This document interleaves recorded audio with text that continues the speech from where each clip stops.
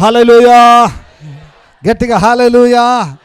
దేవుని నామానికి మహిమ కలుగును గాక. ప్రియులారా, ఇక ఉదయకాల సమయమందు, ఈ పునరుత్థాన దినమందు, ఈ రెండవ ఆరాధనలో ఇంతవరకు దేవుని సన్నిధానంలో మనమందరము కలిసి దేవుని స్తుతించి ఆరాధించే గొప్ప కృప దేవుడు మనకిచ్చినాడు. దేవునికి స్తోత్రం. మంచి అద్భుతమైన సాక్ష్యాలను మనం విన్నాం. అందరిని బట్టి కూడా దేవుని నామానికి మహిమ కలుగును గాక. ఈ సమయంలో మనము దేవుని యొక్క వాక్యాన్ని మనం ధ్యానించుకుందాం. మన మధ్యలో దేవుని సేవకులు పాస్టర్ డానియల్ ప్రణీత్ మన మధ్యలో ఉన్నారు. వారు వచ్చి మనకు దేవుని యొక్క వాక్యాన్ని అందిస్తారు. హల్లెలూయా, హల్లెలూయా. యేసుక్రీస్తు నామములో మీ అందరికీ వందనాలు చెల్లిస్తున్నాను. అందరూ వాక్యానికి సిద్ధంగా ఉన్నారా? కళ్ళు మూసుకొని ప్రార్థన చేసి మనము ప్రార్థన పూర్వకంగా వాక్యాన్ని ప్రారంభించుకుందాం. పిల్లలు, మహాపరిశుద్ధ యేసయ్య నీకు స్తోత్రాలు చెల్లించుకుంటున్నాము తండ్రి. మా దేవ, మా ప్రభు యేసు నీ పాసన్నిధికి వస్తున్నాం నాయన. అయ్యా, నీ వాక్యంతో మాతో మాట్లాడండి. నీ బిడ్డలుగా తండ్రి ప్రభు నీ బల్ల దగ్గర కూర్చున్నావు తండ్రి. అయ్యా, మాకు కావాల్సిన ఆహారం దయచని ప్రార్థిస్తున్నాం. వినగలిగిన చెవిని గ్రహించి మనసుని గ్రహించండి ఆయన. పరిశుద్ధాత్మదేవ మేము పరిచయం మాకు కావాలి ప్రభువా. మీరే మాట్లాడమని ప్రార్థిస్తున్నాం. నన్ను నీ శిలువ చాటు మరుగుపరుచుకొని ప్రార్థిస్తూ యేసు నామమున వేడుకుంటున్నాము తండ్రి, ఆమేన్. పేతురు రాసిన మొదటి పత్రిక 5వ అధ్యాయము. పేతురు రాసిన మొదటి పత్రిక 5వ అధ్యాయము 6 నుంచి కొన్ని వచనాలు చదువుతున్నాను, వినండి. దేవుడు తగిన సమయమందు మిమ్మల్ని హెచ్చించినట్లు ఆయన బలిష్టమైన చేతి క్రింద దీన మనస్కులై ఉండుడి. ఆయన మిమ్మల్ని గూర్చి చింతించుచున్నాడు గనుక మీ చింత యావత్తు ఆయన మీద వేయుడి. నిబ్బరమైన బుద్ధి గలవారై మెలకువగా ఉండుడి. మీ విరోధి అయిన అపవాది గర్జించు సింహము వలె ఎవరిని మృంగుతున్నా అని వెదుకుచూ తిరుగుచున్నాడు. లోకమందున్న మీ సహోదరుల యందు ఈ విధమైన శ్రమలే నెరవేర్చినవని ఎరిగి విశ్వాసమందు స్థిరులై వానిని ఎదిరించుడి. తన నిత్య మహిమకు క్రీస్తునందు మిమ్మల్ని పిలిచిన సర్వకృపానిధుగు దేవుడు కొంచెము కాలము మీరు శ్రమ పడిన పిమ్మట తానే మిమ్మల్ని పూర్ణులుగా చేసి స్థిరపరచి బలపరచును.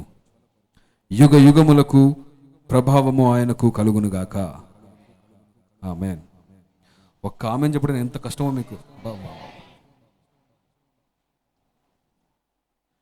ఇక్కడ ఈ 6వ వచనం నుంచి 11వ వచనం మనం చూసినట్లయితే,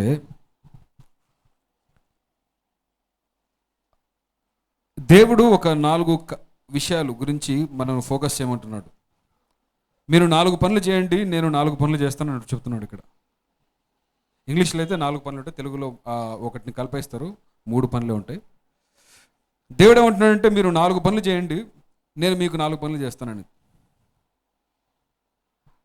మీరు చూడండి, చెప్తున్నాం వినండి. మనం ఏం చేయాలో ఈ వాక్యంలో చూడండి ఒకసారి. 6వ వచనంలో, దేవుడు తగిన సమయం మిమ్మల్ని హెచ్చించినట్లు ఆయన బలిష్టమైన చేతి క్రింద దీన మనస్కులై ఉండుడి. Humble your shelves.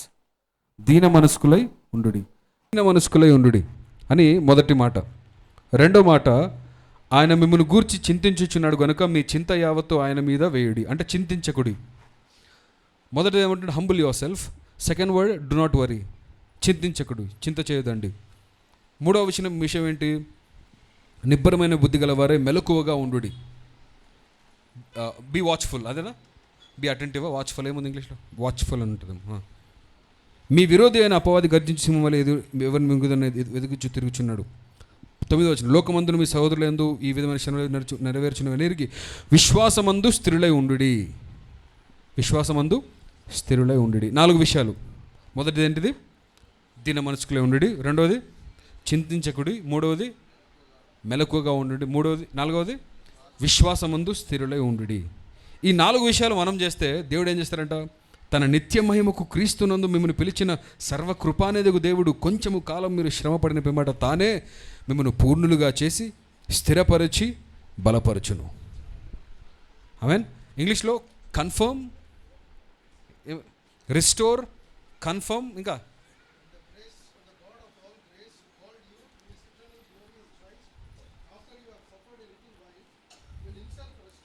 restore you, make you strong, firm and steadfast. అంటే 4 విషయాలు ఉన్నాయి ఇంగ్లీష్లో. తెలుగులో 3 విషయాలు ఉన్నాయి, కన్నడలో కూడా 3 అనుకుంటా. సరే, ఏమైనా కానీ మనము దీన మనసుకులే ఉండి చింత చేయకుండా మెలకువగా ఉండి విశ్వాసములో స్థిరులై ఉంటేనట దేవుడు మనల్ని పూర్ణులుగా చేసి స్థిరపరిచి బలపరుస్తాడట. హల్లెలూయా. ఎంత సింపుల్ వాక్యం కదండి. మొత్తం మన క్రైస్తవ జీవితం కావాల్సినంత ఇక్కడ ఒక 2 మాటలు చెప్పేసినట్టుగా ఉంటుంది, అవునా?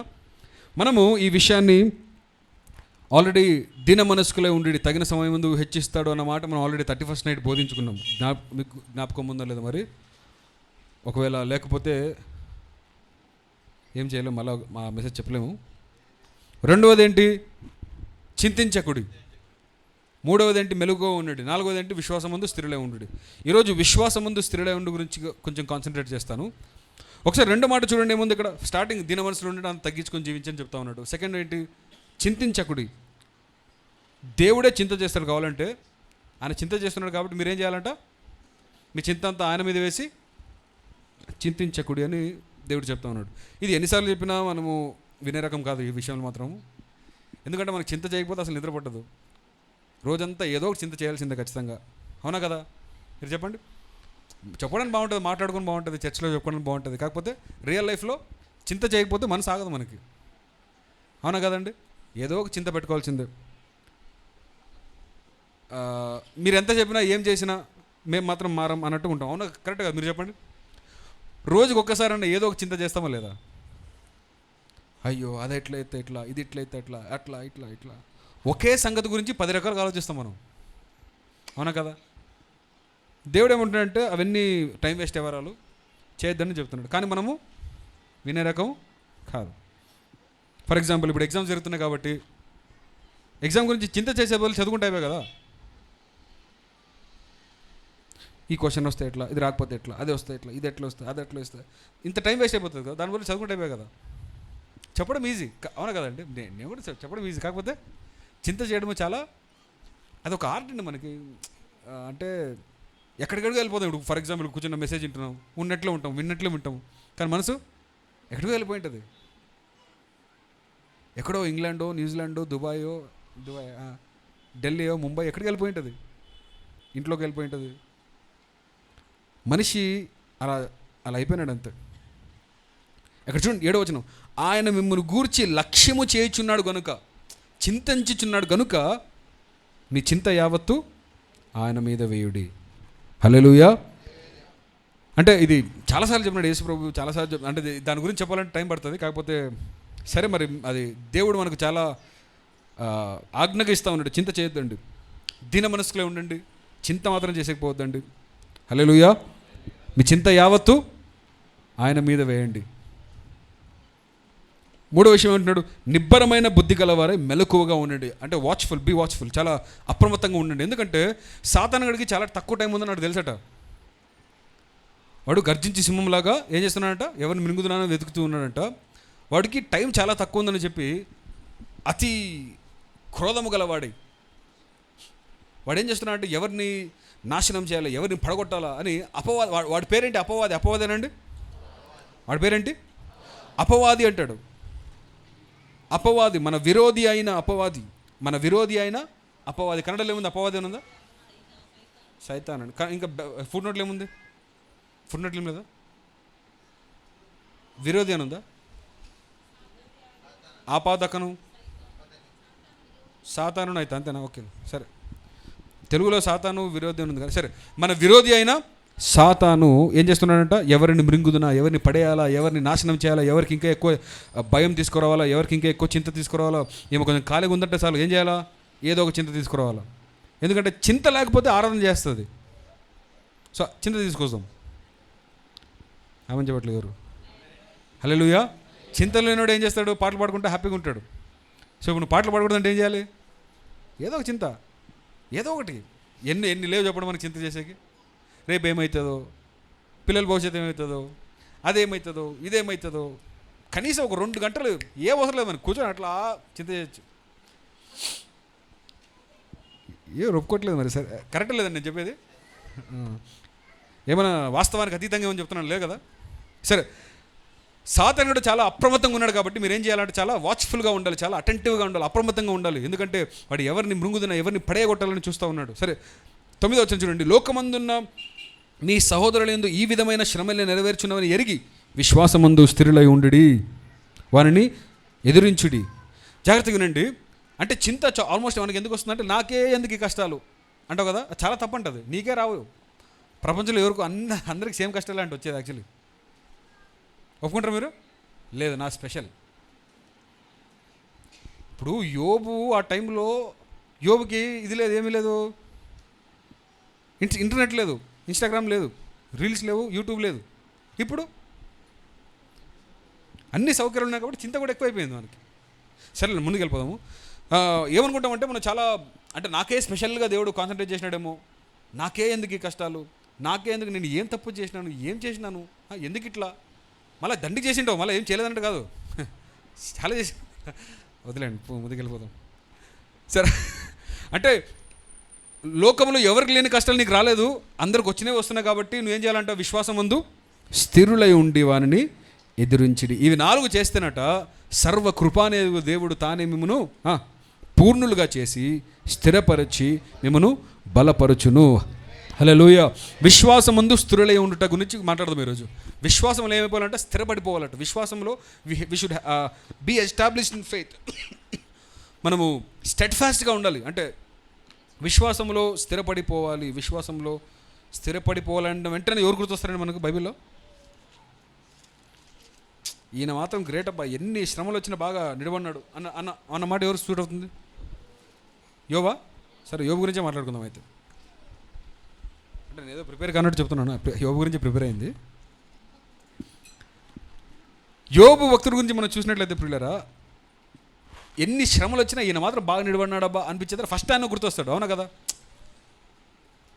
అంటే ఇంకా చాలామంది ఉన్నారు, వాళ్ళందరూ తక్కువ చేయట్లేదు, కాకపోతే మనకు ఆ స్టోరీ బాగా కరెక్ట్ అవుతాం కాబట్టి మనం అర్థమవుతుంది కాబట్టి మనం త్వరగా కనెక్ట్ అయిపోతాం.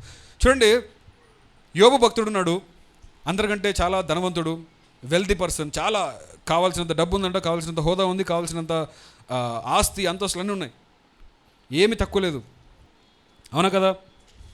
ఎవరైనా యథార్థవంతుడు, నీతిమంతుడు, న్యాయవంతుడు, దేవుని యందు భయభక్తులు కలిగిన వాడు, చెడుతనమును విసర్జించిన వాడు. హల్లెలూయా.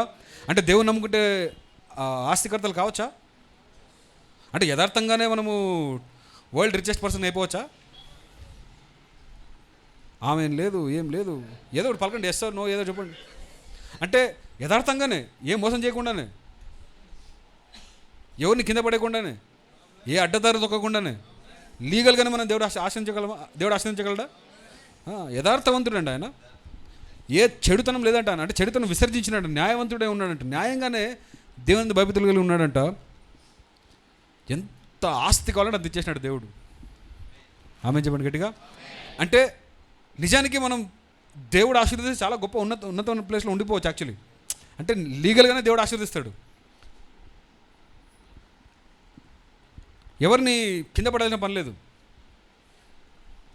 చెడు మార్గంలో పోవాల్సిన పని లేదు, యథార్థవంతులుగా ఉండి కూడా ఉన్నతమైన స్థానం ఉండొచ్చు. ఆమె చెప్పట్లేదు. హల్లెలూయా. ఇలా ఉన్న టైంలో దేవుని దగ్గరికి ఈడొచ్చినాడంట. ఎవడు? అపవాది. ఇక్కడ చాలా ప్రాముఖ్యంగా అపవాది అని రాసినారు. సాతాను అన్ని పేర్లు ఉన్నాయి కానీ ఇక్కడ వాడిన పేరేంటి?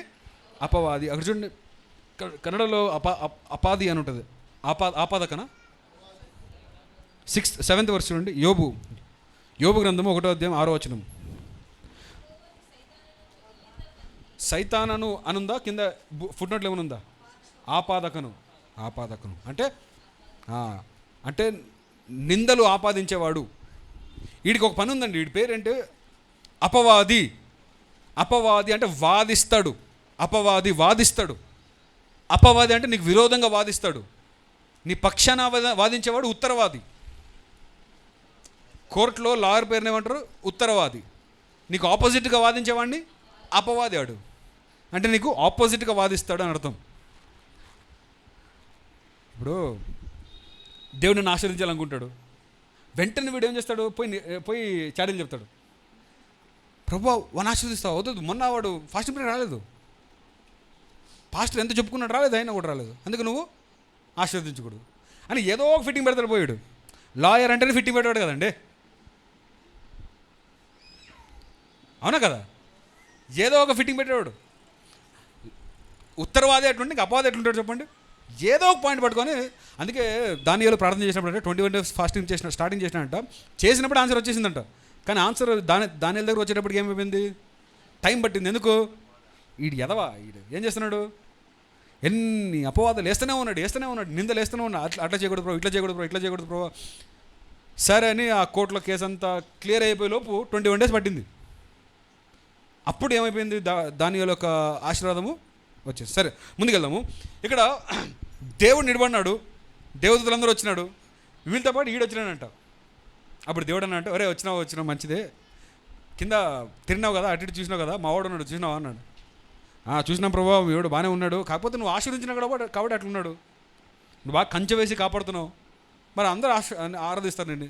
అప్పుడు దేవుడు అంటారు, లేదురా అట్లా కాదు, వీడు చాలా స్పెషల్, వీడు బాగున్నాడు, వీడు మంచోడు కాబట్టి ఆశీర్వదించినాడు కాబట్టి మంచోడు కలవాడు, యథార్థవంతుడు కాబట్టి ఆశీర్వదించినాడు, కావాలని టెస్ట్ చేసుకో. సరే అనిపోయి వీడు మొత్తం నాశనం చేస్తాడు యోబుని. అందరికి తెలిసిన, అందుకే కట్ షాట్ చేస్తున్నాను. యోబుకున్నదంతా నాశనం చేస్తాడు. అంతా నాశనం చేసిన తర్వాత మళ్ళా కోర్టుకు పోతాడు. పోయి మళ్ళీ అంటాడు, చూసినావా ఇంకా నిలబడి చూడు అట్లే. అప్పుడు అంటాడు, ప్రభువా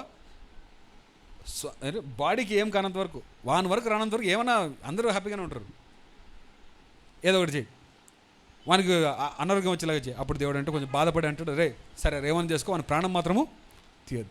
సరే అని భయంకరమైన రోగం వచ్చేస్తుంది. తర్వాత మట్టి కుండను తీసుకొని, ఆ పెంకు తీసుకొని చర్మం అంతా గీక్కునంత భయంకరమైన రోగం వచ్చేస్తుంది. ఆ టైంలో కూడా యోబు ఏమంటాడు చెప్పండి, యెహోవా ఇచ్చాను, యెహోవా తీసుకుని, యెహోవా నామముకే మహిమ కలుగును గాక, హల్లెలూయా. ఆ టైంలో తన భార్య ఏమంటుంది, నువ్వు దేవుని దూషించి నువ్వు కూడా చచ్చిపోతావు మేలు అని తిడుతున్నప్పుడు యోబు ఏమంటాడు, మూర్ఖురాలు మాట్లాడినట్లు మాట్లాడకము. చెప్పండి, దేవుడిచ్చిన మంచివి మనం అనుభవించాలా, చెడు కూడా అనుభవించాలి అంటాడు. అప్పుడు సాతానికి తిక్కరేగిపోతుంది. ఇప్పుడు స్టార్ట్ అండి స్టోరీ. ఇంతవరకు ఓకేనా? ఇప్పుడు నుంచి నేను చెప్తున్న జాగ్రత్త, కొన్ని విషయాలు నేను చూపిస్తాను, కొద్దిగా టైం పట్టినా పర్లేదు, మీరు బైబిల్ ఓపెన్ చేసుకుని లేకపోతే రెఫరెన్స్ రాసుకోండి. కొన్ని విషయాలు చూపిస్తాను, చాలా బాగుంటాయి చూడండి. ఇప్పుడు రాత్రి ఇట్లా అయిపోయింది, న్యూస్లో వచ్చేసింది, టీవీ 9లో వచ్చేసింది, ఇట్లా యోబుకి ఇట్లా అయిందంట, అట్లా అయిందంట. ఇంకా ఫోన్ అందరికి పోయిస్తున్నారు, టెలిగ్రామ్ కొట్టేసినారు. అంత లోపల ఈ ఫ్రెండ్స్ అందరూ రాత్రి బస్ ఎక్కి పొద్దున ఇంటికి వచ్చేసినారు. పొద్దున ఇట్లా ఆటోలు దిగినారు, చూస్తేనే ఇంట్లో ఏం లేదు, అంత ఖాళీ అయిపోయింది. యోబు అక్కడ ఏమంటారు, బూడిదలో గోనె పట్టేసుకుని కూర్చున్నాడు, భయంకరంగా ఏడుస్తూ ఉన్నాడు, బాధపడతా ఉన్నాడు. ఈ ముగ్గురు పోయి కూర్చొని 7 రోజులు ఏం మాట్లాడలేదంటండి, సైలెంట్ కూర్చున్నారు. అట్లే ఎంత భయంకరమైన సన్నివేశం కదా అది. ముఖాలు చూసుకుంటారు ఊరికి 7 రోజులు. ఇంకా 7 రోజుల తర్వాత యోబు చిన్నగా మాట్లాడడం స్టార్ట్ చేసినాడు. అసలు నేను పుట్టకుండా ఉండాల్సిందిరా, నేను పుట్టకుండా ఉంటే బాగుండేది అని స్టార్ట్ చేసినాడు చిన్నగా. స్టార్టింగ్ మాట అదే, నేను పుట్టిన దినమే శపింపబడను కాక, ఎందుకన్నా పుట్టినాను అసలు అని స్టార్ట్ చేసినాడు యోబు చిన్నగా. ఎక్కడ కూడా పాపం చేయలేదండి యోబు, తన మాటల్లో బాధపడినాడు, భయంకరమైన బాధని వ్యక్తపరిచినాడు, కానీ ఎక్కడ కూడా మనసులో ఎక్కడ కూడా పాపం చేయలేదు. సరే అని ఇంకా యోబు ఇట్లా బాధపడుతున్న మాటలు స్టార్ట్ చేసినాడు కదా అని ఇప్పుడు ముగ్గురు అందుకున్నారు, కోరస్లాగా ముగ్గురు కూర్చున్నారు, స్టార్ట్ చేసినాడు. ఆ మాటలు వినిపిస్తాను ఒకసారి, ఒక 10 వరుసలు చూపిస్తాను, బాగా చూడండి, చాలా బాగుంటాయి. ఎందుకు చెప్తున్నాను మీకు తర్వాత అర్థమవుతుంది. ఎలిఫాజ్ అనేవాడు, బిల్దాద్, జోఫార్ అనేవాళ్ళు ముగ్గురు మాట్లాడతారనమాట. తర్వాత ఇంకోటి వస్తాడు, ఎలిహు అని వస్తాడు, వాడి తర్వాత వస్తాడు. యోబు గ్రంథం 4వ అధ్యాయము 7వ వచనం చదువుతున్నాం, వినండి. నీ భక్తి నీకు ధైర్యం పుట్టింపదా, నీ యథార్థత ప్రవర్తన నీకు నిరీక్షణకు ఆధారము కాదా. వింటున్నప్పుడు ఎట్లుంటుంది, మంచి థియాలజికల్ స్కాలర్ ఉన్నట్లున్నాడు మనోడు అనిపిస్తుంది, అవునా కదా. జ్ఞాపకము చేసుకొనుము, నిరపరాధి అయిన ఒకడు ఎప్పుడైనా నశించెనా, యథార్థవంతులను ఎక్కడైనా నిర్మూలమైరా. నేను చూచినంత వరకు అక్రమమును దున్ని కీడును విత్తువారు దానినే కొయ్యుదురు. చిన్నగా స్టార్ట్ చేసినాడు. స్టార్టింగ్ ఏమన్నాడు, నీ భక్తి నీకు ధైర్యం పుట్టించేది అన్నప్పుడు యోబు ఏం మాట్లాడుతున్నాడా, చాలా టాప్ అనుకున్నాడు. వెంటనే ఏం చేస్తున్నాడు యోబు, నేను గమనించినాను నా లైఫ్లో, ఏం మిత్తం అదే కోసం చూడప్ప, మనం ఏం చెడు చేసింటాం కదా అదే జరుగుతుంది. నా లైఫ్లో ఇంతవరకు నేను చెడు చేసి బాగుపడినట్టు చూడలేదు నేను అని స్టార్ట్ చేసినానండి. జ్ఞాపకం చేసుకో, గుర్తుపెట్టుకో, నిరపరాధి అయినవని దేవుడు ఎప్పుడు చెప్పించడు, అది గుర్తుండి నీకు అని స్టార్ట్ చేస్తున్నాడు. అర్థమవుతాం మీకే? ముందుకెళ్దాం 15వ వచనం 6వ వచనం, 15వ అధ్యాయం 6వ వచనం చూడండి. కొన్ని చదివిస్తాను, మీరు గమనించాలి దాన్ని, మనసులో పెట్టుకోండి. 6వ వచనం, నేను కాదు నీ మాటలే నీ దోషమును స్థాపించుచున్నవి, నీ పెదవులే నీ మీద సాక్ష్యము పలుకుచున్నది. ఇప్పుడు ఇంచే మాట్లాడితే కదా, నీ మాటల్లోనే తెలిసిపోతుంది ఏదో చేసినావు. ఇప్పుడు మామూలుగా ఇట్లా అయ్యలేదు, ఏమో చేసినావు నువ్వు, లేకపోతే ఇప్పుడు కరెక్టే, నువ్వు మంచివాడు నేను కాదనలేదు, దేవుడు నేను మెచ్చుకున్నాడు, యథార్థవంతుడు, కరెక్ట్, అప్పుడు బైబిల్ భాష అవుతుంటివి, కరెక్టే. కానీ మధ్యలో ఏదో మనిషి అన్నాక ఏమని చెప్పు అని స్టార్ట్ చేసినాడు. 34వ వచనం, భక్తిహీనుల కుటుంబము నిస్సంతోగును, లంచగొండులు గుడారములు అగ్ని కాల్చివేయను. అన్ని యాంగిల్లో వస్తున్నమాట. ఏమైనా బై మిస్టేక్ ఎప్పుడైనా లంచం తీసుకున్నావా అంటే కామన్ అది, ఇప్పుడు లోకంలో జీవించాలంటే తీసుకోవాలి, ఇప్పుడు తీసుకున్నావా బై మిస్టేక్, అదేమన్నా ఇట్లా వచ్చింటుందేమో. 22వ అధ్యాయం 21వ వచనం చూడండి. నేను అన్నీ పైకి చదువుకుని చాలా ఉన్నాయి. 21వ వచనం ఎంత బాగా చదువుతారు చూడండి. ఆయనతో సహవాసము చేసిన ఎడల నీకు సమాధానము కలుగును, అలాగున నీకు మేలు కలుగును. ఆయన నోటి ఉపదేశం అవలంబింపుము, ఆయన మాటలను నీ హృదయంలో ఉంచుకొనుము. మెసేజ్ కదండి ఇది, చాలా మంచి మాటలే కదా. ఈయన కొంచెం మంచోడు, అంటే కొంచెం పెద్దోడు అనుకుంటా మోస్ట్లీ వయసులో, అందుకే చాలా కామ్గా నీట్గా మాట్లాడుతున్నాడు. ఇప్పుడు ఇంకొకటి వస్తాడు, ఈయన పేరు బిల్దదు. 8వ అధ్యాయం 3వ వచనం చూడండి ఒకసారి.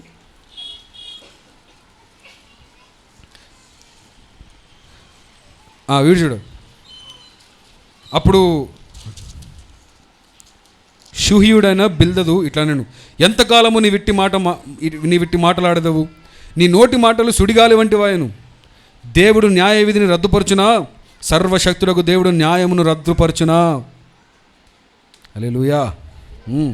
నీ కుమారులు ఆయన దృష్టి ఎదుట పాపము చేసిరేమో, కావుననే వారు చేసిన తిరుగుబాటును బట్టి ఆయన వారిని అప్పగించను కదా, అప్పగించనేమో. ఓకే, ఇప్పుడు నాకు అర్థమైంది. యాక్చువల్లీ నువ్వు మంచోడే, మీ పిల్లలు ఏమో తప్పు చేసింటారు, నువ్వు ఎప్పుడు చూడవు కదా వాళ్ళని, నీ పిల్లలు చేసిన పాపము నీ మీదకి వచ్చినట్టుంది. అయిండొచ్చు మోస్ట్లీ, ఎందుకంటే దేవుడు అన్యాయస్తుడు కాదబ్బా, దేవుడు ఎప్పుడు న్యాయమే చేస్తాడు అని ఇంకోటి స్టార్ట్ చేసినాడు. ఇప్పుడు ఇంతసేపు వాడేమన్నాడు, ఇప్పుడు బిల్దదేమంటున్నాడు, కుమారు మీదకి వస్తున్నాడు, నీ పిల్లలు ఏమైనా తప్పు చేసి ఉంటారేమో.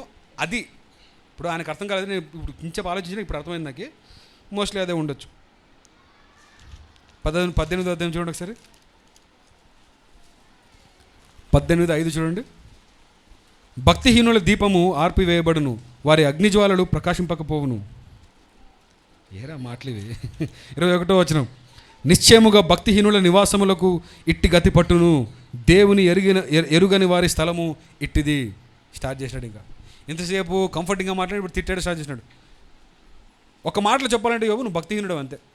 నువ్వు భక్తిపడు అనుకుంటున్నావు, యాక్చువల్గా నువ్వు భక్తిహీనుడు. భక్తిహీనుడికి ఇట్లా గతి పట్టేది, పైన యాక్టింగ్ చేస్తే అయ్యలేదు, బాగుండాలి, లోపల కరెక్ట్గా ఉండాలి. ఇప్పుడు నా కళ్ళు మూయొచ్చు, నువ్వు దేవుడు అన్యాయస్తుడు కాదు. భక్తిహీనుడికి ఇట్లా గతే పట్టేది, ఇట్లా యాక్టింగ్లు చేసేది మానేసి ఏమని చెప్పు అని స్టార్ట్ చేసినారు. ఒకడు అట్లా అంటున్నాడు, ఒకటి ఇట్లా అంటున్నాడు. ఇప్పుడు లాస్ట్ వీడియో అంటే ఇంకోడు, వీడు కొంచెం ఏమనవసరం అనుకుంటాం, కొంచెం నోరు దురుసెక్కుడికి. జోఫార్ అనేవాడు వీడు. 11వ అధ్యాయం చూడండి ఒకసారి. 11వ అధ్యాయం 2వ వచనం. టైం లేదు కాబట్టి త్వరగా వెళ్ళిపోతున్నాను, ఇంకా చాలా ఉంటాయి. అప్పుడు నయామాతీయుడైన జోఫరు ఇలా ప్రత్యుత్తరం ఇచ్చెను, ప్రవాహముగా బయలువేళ్ళు మాటలకు ప్రత్యుత్తరము చెప్పవలను కదా, వదరబోతు వ్యాజ్యము న్యాయమని ఎంచెను కదా, ఎంచదగునా. ఓకే, ఇంకా వీడు అట్లా చూడండి, అక్కడ ముందే వెళ్ళిపోండి. 6వ వచనం చూడండి. ఆయనే జ్ఞాన రహస్యములు నీకు తెలియజేసిన మేలు, అప్పుడు జ్ఞానము నీ యోచనకు మించినదని నీవు తెలుసుకుందువు. నీ దోషములో అధిక భాగము దేవుడు మర్చిపోయి ఉన్నాడని తెలుసుకొనుము. యాక్చువల్లీ యోబో, నువ్వు చేసిన తప్పుల్లో చాలా దేవుడు మర్చిపోయినాడు. మర్చిపోయినా కూడా నీకు గతి పట్టిందంటే ఇంకా చూసుకో ఎన్ని తప్పులు చేసింటావు నువ్వు. యాక్చువల్లీ దేవుడు 80% మర్చిపోయినాడు. యాక్చువల్లీ ఈ 2-3 గుర్తున్నాయి అంతే. ఈ 2-3కే నీకు దేవుడు ఇంత శ్రమ తీసుకొచ్చినాడంటే ఎట్లా పని చేసిండావు నువ్వు, ఏం చేసినావు యోగు, ఏం తప్పులు చేసినావు నువ్వు, చెప్పి అర్థమవుతుందండి. పలకట్లేదు, మీరేమో సైలెంట్గా ఉన్నారు. ఇప్పుడు చూడండి, ఇంకా డైరెక్ట్ 12వ వచనం చూడండి.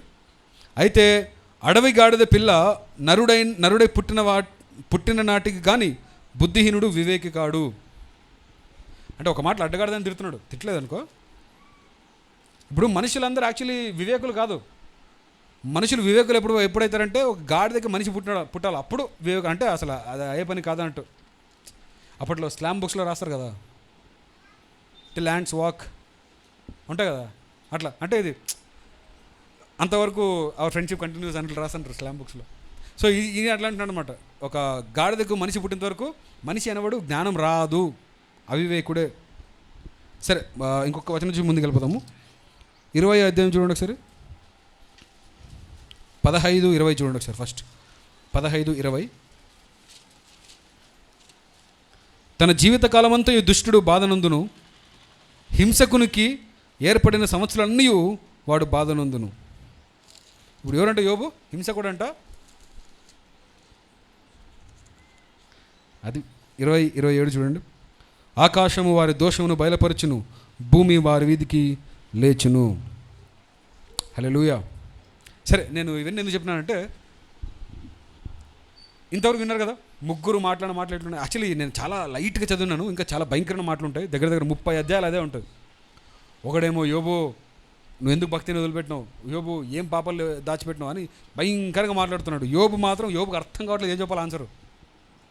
అరే నేను ఏం చెప్పమంటావురా, చూడండి ఒకసారి. యోబు చెబుతున్న మాటలు చూడండి ఒకసారి. 27వ అధ్యాయము 6వ వచనం, కానీ 16వ అధ్యాయం 19వ వచనం చూడండి. 16-19. 16-19 చూడండి. ఇప్పుడు నాకు సాక్షి అయిన వాడు పరలోకంలో ఉన్నాడు, నా పక్షముగా సాక్ష్యం పలుకువాడు పరమందున్నాడు, నా స్నేహితులు నన్ను ఎగతాళి చేయుచున్నారు. ఆమేన్. ఈ స్నేహితులు ఎందుకు వచ్చినారు? యాక్చువల్లీ ఎందుకు వచ్చినారండి? అందరూ నుంచి ఓదార్చడానికి వచ్చినారు. ఇప్పుడు చేసేదేంటి? ఎగతాళి చేస్తూ ఉన్నారు. అంటే స్టార్టింగ్లో బాగా బాధపడినారు పాపం, ఎంత కోల్పోయినాడు కదా. అది ఇప్పుడు లాస్ట్కి ఎగతాళి అయిపోయింది. ఏదైనా చేసింటాడు, లేకుంటే అయ్యలేదు. ఏదో చేసింటాడు మనోడు, లోపల ఏమైనా చేసింటాడు. హల్లెలూయా. అప్పుడు యోబు ఏమంటున్నాడు? నాకు సాక్ష్యం ఇచ్చేవాడు పరలోకంలో ఉన్నాడు, నా మాట నమ్మేవాడు, అంటే నేనేంటో తెలిసినవాడు ఎక్కడున్నాడు? పరమందు ఉన్నాడు. దేవుని నామానికి స్తోత్రం కలుగును గాక. హల్లెలూయా. 27వ అధ్యాయం 6వ వచనం చూడండి ఒకసారి. ఇంకా త్వరగా వెళ్ళిపోతాను. 27వ అధ్యాయం 6వ వచనం చూడండి.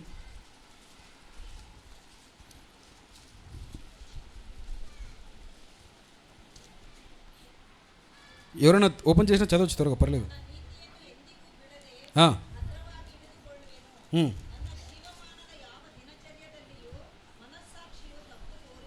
హల్లెలూయా. నా నీతిని విడువక గట్టిగా పట్టుకొందును, నా ప్రవర్తన అంతటి విషయంలో నా హృదయం నన్ను నిందింపదు. ఏమంటున్నాడు? నా హృదయం నాకు తెలుసు, నా హృదయం నన్ను నిందించట్లేదు. మీరు ఎంత నిందిస్తున్నా కూడా నా అంతరాత్మ, నా హృదయం నన్ను నిందించట్లేదు. నాకు తెలుసు నేను ఎంత యథార్థంగా ఉన్నాను దేవుని సన్నిధిలో. దేవుని నామానికి స్తోత్రం కలుగును గాక. హల్లెలూయా, హల్లెలూయా. నా నీతిని నేను పట్టుకుంటాను. ఇంకా ఒక మాట ఉంటుంది 13వ అధ్యాయం చూడండి ఒకసారి. 13వ అధ్యాయంలో నా ఫేవరెట్ మాట అది. 13-15 ఇది చెప్పి నేను ముందుకెళ్ళిపోతాను. ఇదిగో ఆయన నన్ను చంపినను, నేను ఆయన కొరకు కనిపెట్టుచున్నాను. హల్లెలూయా. ఆయన సన్నిధిని నా ప్రవర్తన న్యాయమని రుజువుపరుతును. ఆమేన్. ఆయన ఏమంటున్నాడు? ఆయన నన్ను చంపినా సరే ఆయన కోసమే వెయిట్ చేస్తాను. హల్లెలూయా. ఇది విశ్వాసంలో స్థిరపడిపోవడం అంటే. ఇప్పుడు జాగ్రత్తగా ఉండండి. ఒక మంచి మీకు ఇది ఎంత అర్థం కావాలంటే మీకు అసలు చెప్తాను. యాక్చువల్గా ఇక్కడ జరుగుతున్న విషయము ఎవ్వరికి తెలియదు. అసలు ఇక్కడ ఏం జరుగుతుందో ఎవరికి ఏమీ తెలియదు. యోబుకు తెలియదు, ఎలీఫజుకు తెలియదు, బిల్దదుకు తెలియదు, జోఫర్కి తెలియదు, ఎలీహుకు తెలియదు. ఈ 5 ఎవరికి తెలియదు ఇక్కడ ఏం జరుగుతుందో. తెలిసిందంతా ఎవరికి? దేవునికి. ఆమె చెప్పట్లేదు ఎవరు? అన్నీ తెలిసినవాడు ఎవరు? దేవుడు. తెలిసినట్టు మాట్లాడుతున్న వాళ్ళు ఎవరు? హల్లెలూయా. జాగ్రత్తగా వినండి. విశ్వాసంలో స్థిరపడిపోవడం అంటే ఏంటో తెలుసా? ఎవరు ఏమి చెప్పినా నీ దేవుడు ఏంటో నీకు తెలియాలి, ఆయన నమ్మకత్వం ఏమిటో నీకు తెలియాలి. ఎలాంటి పరిస్థితులైనా సరే, ఎవరు ఏమన్నా సరే, ఆయన ఎంత గొప్పవాడో మనకు తెలియాలి. సర్వశక్తుడు అన్యాయము చేయడు. గట్టిగా ఆమేన్ చెప్పండి. హల్లెలూయా. జాగ్రత్తగా వినండి.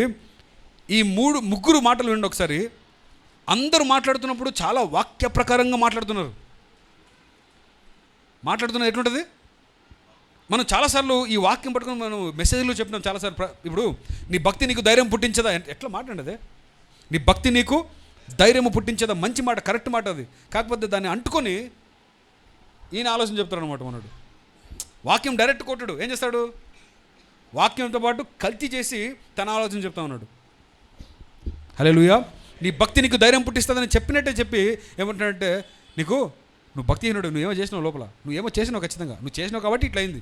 దేవుడు ఖచ్చితంగా చూస్తాడు. దేవుడు గుడ్డోడు కాదు, దేవుడు అన్యాయస్తుడు కాదు. నువ్వేమో చేసినావు కాబట్టి ఖచ్చితంగా అందుకే జరిగింది నీకు. ఊరికి నా దగ్గర డ్రామాలు చేసేకపోదు, ఏవో ఎందుకు వచ్చినావు, ఈ సహాయం చేసేకి వచ్చినావు, ఎట్లా సహాయం చేస్తావు చెప్పు, నువ్వు యథార్థంగా ఉంటే సహాయం చేస్తే అని మాట్లాడేస్తూ ఉన్నారు. యోబుకి ఏం చేయాలో అర్థం కావట్లేదు. మరి మీకు అర్థం కాదురా నా పరిస్థితి, నేను యథార్థంగా ఉన్నాను, మీరు పనికి మాలిన వైద్యులు అంటాడు యోబు. అంటే చాలా తిడతాడులేండి, చాలా విషయాలు ఉన్నాయి. మీరందరూ కలిసి ఎందుకు వచ్చినారు? పనికి మాలిన అంటే టైం వేస్ట్ చేయడానికి వచ్చిన, నా టైం వేస్ట్ చేయడానికి వచ్చినా మీరు అని తిడతా ఉన్నాడండి. నేనేమంటున్నానంటే, ఈరోజు దేవుడు మీతో మాట్లాడను గాక. హల్లెలూయా. నీ పరిస్థితి నీకే తెలీదు, నీ పరిస్థితి పక్కనోడికి తెలీదు. నీ పరిస్థితి అంతా ఎరిగిన వాడు దేవుడు మాత్రమే. ఆయనను మాత్రమే నమ్మాలి, ఆయన మాత్రం విశ్వాసం ఉంచుకోవాలి. వేరే ఎవరు ఏమి చెప్పినా నమ్మొద్దు. గట్టిగా ఆమెనట్లేదు. ఏమంటున్నానంటే, బయట మాట్లాడే వాళ్ళు కొంచెము మంచిది కొంచెము చెడ్డది అతికించి చెప్తారు,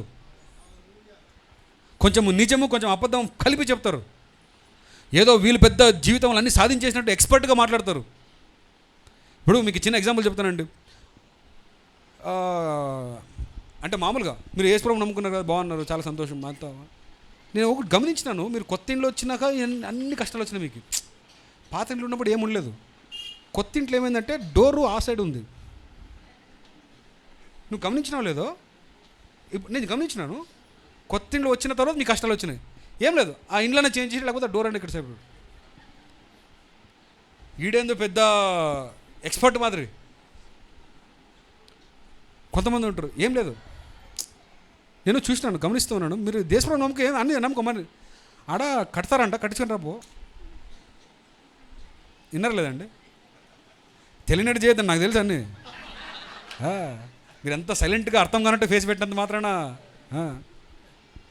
ఆడ కట్టించుకుంటే అయిపోయి చర్చికి పో, అవన్నీ ఉన్నాయి, అదేం లేదు. నేనేమంటానంటే, ఇవన్నీ చిల్లర మాటలని చెప్తారండి వీళ్ళు వచ్చి. ఆమె చెప్పట్లేదు ఎవరు, వీళ్ళకే వాళ్ళ జీవితం ఎట్లా చేసుకోవాలో తెలీదు. ఆమె చెప్పట్లేదు. నేనేమంటాను తెలుసా, నీకు శ్రమలు వచ్చినప్పుడు ఎవ్వడి మాట వినొద్దు, నీ విశ్వాసంలో స్థిరపడిపో. నీ దేవుడేంటో నీకు తెలియాలి. పక్కన ఎవడో ఏమో చెప్తా నమ్మొద్దు. నీ దేవుడేంటో, ఆయన సత్తా ఏంటో నీకు తెలియాలి. అందుకే యోబు అంటాడు, నా నీతి ఏంటో నాకు తెలుసు, నా ప్రవర్తన ఏంటో నాకు తెలుసు, నా దేవుడేంటో నాకు తెలుసు. నన్ను సృజించినవాడు, నా విమోచకుడు సజీవుడు. ఫేమస్ డైలాగ్ అండి అది. ఏమంటాడు, నా విమోచకుడు, నన్ను విడిపించేవాడు ఇంకా చచ్చిపోలేదురా, ఇంకా బతికే ఉన్నాడు. ఆమె చెప్పండి గట్టిగా, నేను ఇంకా బతికే ఉన్నాను, నేను ఇంకా చచ్చిపోలేదు. నన్ను విడిపించేవాడు కూడా చచ్చిపోలేదు, ఇంకా నన్ను విమోచించేవాడు ఇంకా బతికే ఉన్నాడు. అంతవరకు మీరు ఏమి చెప్పినా చల్లదంతే. ఆమె చెప్పండి గట్టిగా, ఆమె చెప్పండి. నేనేమంటానంటే, ఈ వాక్యంలో ఏం అర్థం చేసుకోవాలంటే, పైనున్న దేవునికి తప్ప ఈ లోకంలో నీ గురించి ఎవరికి తెలియదు. ఆమె చెప్పండి గట్టిగా, ఆమె చెప్పండి. ఎవరికి తెలియదు, ఎవరి కంట్రోల్లో కూడా లేదు.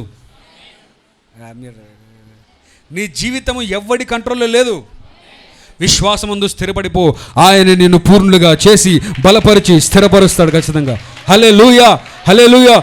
శ్రమలు వచ్చినప్పుడు దీన మనసుకులు అయిపో. శ్రమలు వచ్చినప్పుడు నువ్వు కన్నీరు కార్చు, దేవుని దగ్గరకు రా. శ్రమలు వచ్చినప్పుడు చింత చేయొద్దు. శ్రమలు వచ్చిన అప్రమత్తంగా ఉండు. ఎవడు ఏ పనికి మాట్లాడతాడో అవన్నీ అప్రమత్తంగా ఉండు, అవన్నీ తలకాకి చేర్చుకోవద్దు. ఈ టైంలో విశ్వాసంలో స్థిరంగా ఉండిపో. దేవుడు తానే తగిన సమయంలో, కొద్ది శ్రమల తర్వాత తగిన సమయంలో ఆయన నిన్ను హెచ్చిస్తాడు, ఆయన నిన్ను బాగు చేస్తాడు, ఆయన నిన్ను ఆశీర్వదిస్తాడు. ఆశీర్వదిస్తే దేవుడే ఆశీర్వదించాలి. ఆమేన్, హల్లెలూయా. ఎవడైనా ఏమైనా అబద్ధాలు చెప్తే ఏమనాలంటే, నా విమోచకుడు ఇంకా చచ్చిపోలేదు, నా విమోచకుడు సజీవుడు, ఆయన పునరుత్థానుడైన దేవుడు. హల్లెలూయా. నువ్వు నన్ను అవమానించినంత మాత్రాన నా జీవితం నాశనం అయిపోదు. నువ్వు చేసిందంతా దేవుడు గుర్తుపెట్టుకుంటాడు. దానికి డబల్ ఇస్తాడు దేవుడు. 42వ అధ్యాయం ఒకసారి చూడండి, ఒకసారి 42వ అధ్యాయం 7వ వచనం.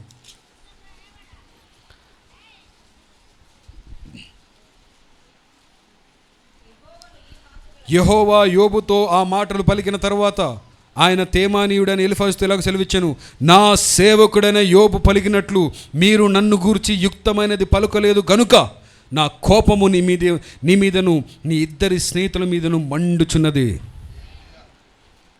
ఏమనండి దేవుడు? యోబు అంటే ఏమనుకున్నారా మీరు? నేనే సాక్ష్యం ఇచ్చినాను యోబు గురించి. ఎక్కడ ఇచ్చినాను? భూలోకంలో కాదు, పైన పైన కోట్లు ఇచ్చినాను నేను సాక్ష్యం. దేవుడే ఇచ్చినాడు. ఏమిచ్చినాడు? వీడు యథార్థవంతుడు, వీడు చెడుతను విసర్జించిన వాడు, వీడు దేవుని యందు భయభక్తులు కలిగిన వాడు. దేవుడే సాక్ష్యం ఇచ్చినాక మీరు ఎవరు రాజా మాట్లాడేకి? అందుకే దేవుడు ఏమంటున్నట్టే, నా కోపం మీ మీద మండుచున్నది కాబట్టి 7 ఎడ్లను 7 పొట్టేళ్లను మీరు తీసుకొని నా సేవకుడైన యోబు యొద్దకు పోయి మీ నిమిత్తము దహన బలి అర్పింపవలను. అప్పుడు నా సేవకుడైన యోబు నీ నిమిత్తము ప్రార్థన చేయను. ఆ అవివేకమును బట్టి మిమ్మల్ని శిక్షింపక ఉండినట్లు నేను అతనిని మాత్రము అంగీకరించేదను. హల్లెలూయా. ఏమంటాడు తెలుసా? యోబో, మొత్తం నీ చేతులు ఉంది. ఈ ముగ్గురిని నానా మాట్లాడినారు కదా, నువ్వు చెప్పు ఏం చేద్దామంటావు? నువ్వు అను, ముగ్గురు అవుట్ అవుతారు ఇప్పుడే. అప్పుడు యోబు అంటాడు, లేదు ప్రభా, వదిలే ప్రభా అంటాడు. నేనేమంటున్నానంటే జాగ్రత్తగా వినండి, ఇంత మాట్లాడినారు కదా, 30 అధ్యాయాలు మాట్లాడినారు కదా, పెద్ద పెద్ద ఫిలాసఫీలు మాట్లాడినారు కదా, వీళ్ళకి ఏమీ తెలీదు. దయచేసి ఇది ఒక్కడ అర్థం చేసుకుంటే జీవితం బాగుపడిపోతుంది. 30 అధ్యాయాలు మాట్లాడిన వాడికి ఏమీ తెలీదు. మీ జీవితంలో గంటలు గంటలు మీ తలకాయలో మాట్లాడుతున్న వాళ్ళకి ఏమీ తెలియదు నీ లైఫ్ గురించి. ఎవరు ఆమెనట్లేదండి? ఎవరు ఆమెనట్లేదండి? నువ్వు విన్నవన్నీ అబద్ధాలే, దేవుడు చెప్పేది మాత్రమే నిజం. వాక్యం ఏం చెప్తుందో అదే నిజము. దేవుడికి మాత్రమే నీ జీవితంలో కంట్రోల్ ఉంటుంది. దేవుడికి మాత్రమే నీ జీవితం అధికారం ఉంటుంది. వేరే ఎవరు ఏమి అన్నా ఏమి చెప్పినా అవి నెరవేరవు. ఇటుగా ఆమె చెప్పండి. 38వ అధ్యాయం చూడండి ఒకసారి. వీళ్ళందరూ ఇట్లా మాట్లాడుతూ ఉంటే ముగించేస్తా ఉన్నారు. ఫ్రెండ్స్ అందరూ ఇట్లా మాట్లాడుతూ ఉంటే ఒకరి మీద ఒకరు చెప్పుకొని అట్లా చెప్పుకొని ఇట్లా మాట్లాడుతూ ఉంటే దేవుని కోపం వచ్చి చూడండి అక్కడ 38వ అధ్యాయంలో, అప్పుడు యెహోవా సుడిగాలిలో నుండి ఇలాగున యోబుకు ప్రత్యుత్తరం ఇచ్చెను. ఎట్లా వచ్చినాడు దేవుడు? మన ఎమ్మెల్యే కార్లో దిగుతాడు. దేవుడు ఎట్లా దిగినాడంట? సుడిగాల్లో దిగినాడంట. సుడిగాల్లో వచ్చి సుడిగాల్లో నాకు పక్కన పార్క్ చేసి దేవుడు ఏం మాట్లాడుతుంది చూడండి. జ్ఞానము లేని మాటలు చెప్పి ఆలోచనను చెరుపుచున్న వీడెవడరాడు? హల్లెలూయా. దేవుడు ఏమంటున్నాడు? జ్ఞానము లేని మాటలు చెప్పి నీ ఆలోచన చెరుపుచున్న వీడెవడు అసలు? ఇంత మాట్లాడుతున్నారు కదా మీరు, ఇన్ని డైలాగులు కొడుతున్నారు కదా, నేను కొన్ని క్వశ్చన్లు అడుగుతాను, ఆన్సర్ చెప్పండి స్టార్ట్ చేసిన దేవుడు.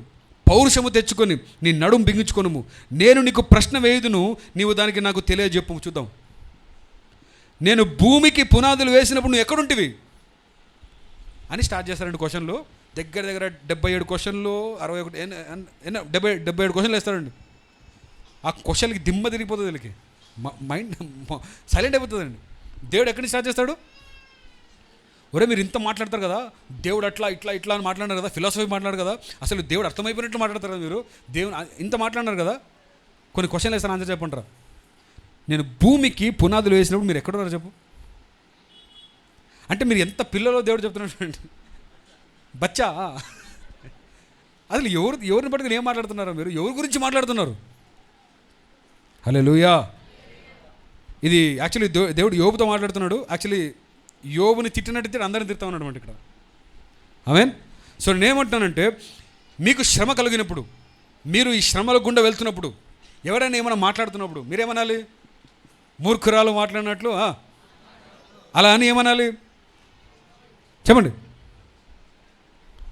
జ్ఞానం లేని మాటలు చెప్పి ఆలోచన చెరుపుచున్న వీడెవడు అనుకోవాలి. ఆమె చెప్పట్లేదు. హల్లెలూయా. నువ్వు ఏదో విశ్వాసంలో పెట్టుకొని ఏదో చేయాలి, ఏదో సాధించాలని చాలా తపన పడతా ఉంటావు, చాలా ఉన్నతమైన విశ్వాసంలో ఉంటావు. పక్కనోడు వచ్చి చాలా ప్రాక్టికల్గా మాట్లాడతారు అనమాట. ఇవన్నీ చేయాల్సిన పని లేదు బ్రదర్, ఎందుకు అంతా మనకి అని అంటాడు. అప్పుడు మీరేమనాలి?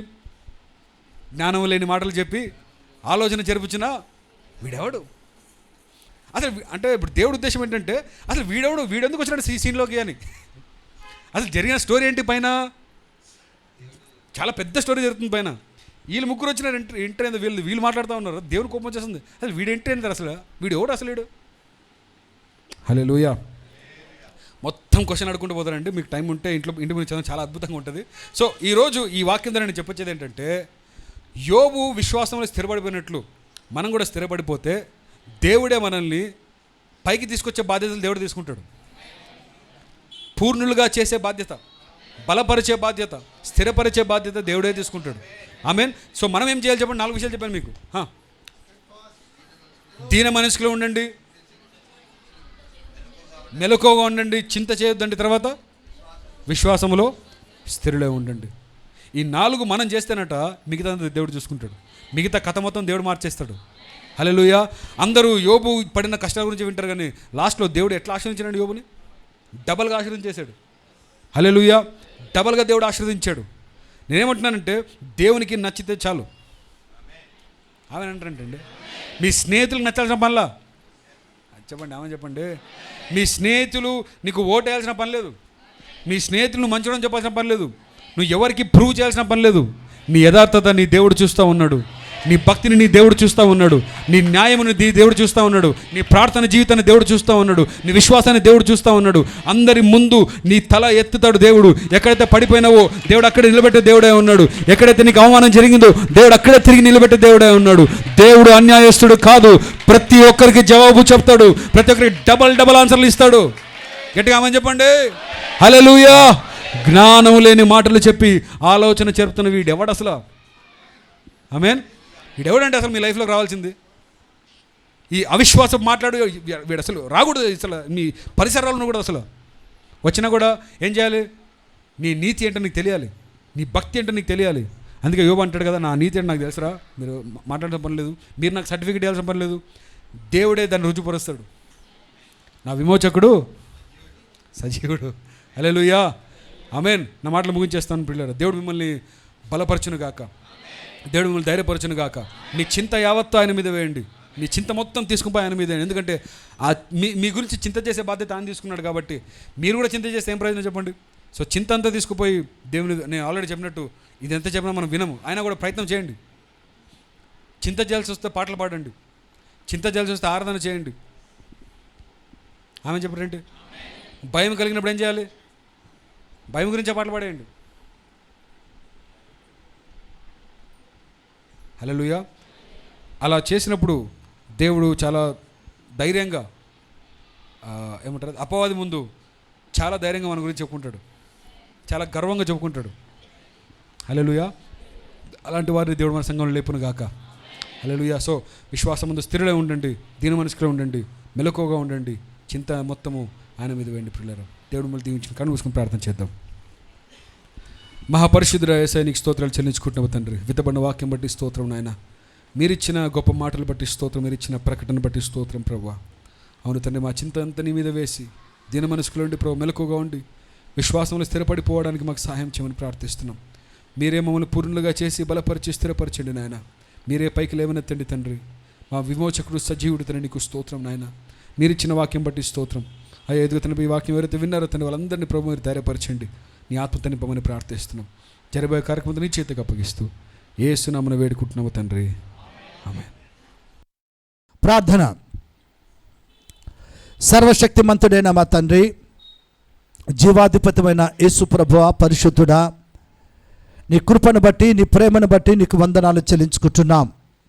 ఆరాధనలో ఇంతవరకు దేవా మీరు తోడుగా ఉండి మీరు మహిమ పొందిన విధానం బట్టి నీకు స్తోత్రం. అలాగే ప్రభా, ఇంతవరకు నాయన నీ సేవకుని నీ పక్షాన్ని నిలబెట్టుకొని నీ వాక్య భాగం ద్వారా మీరు మాట్లాడిన ప్రతి మాటను బట్టి కూడా నీకు స్తోత్రం. ఒక అద్భుతమైన సందేశము ద్వారా ఈ ఆరాధనలో పరిశుద్ధాత్మ దేవ మీరు మాట్లాడినందుకు నీకు స్తోత్రం. వాక్యం విత్తబడింది, అది నూరంతలుగా ప్రతి వారి జీవితంలో ఫలించినట్లుగా మీరు కార్యం చేయండి. అలాగే నా ప్రభువా, నీ మహిమగణ పరిచర్య కొరకు సమర్పించబడిన కానుకలను బట్టి నీకు స్తోత్రం. సమర్పించిన బిడ్డలను వారి కుటుంబాలను కూడా మీరు దీవించండి. ప్రభువా, చెప్పబడిన ప్రతి ఒక్క ప్రార్థన విజ్ఞాపనలను బట్టి కూడా నీకు స్తోత్రం నాయన.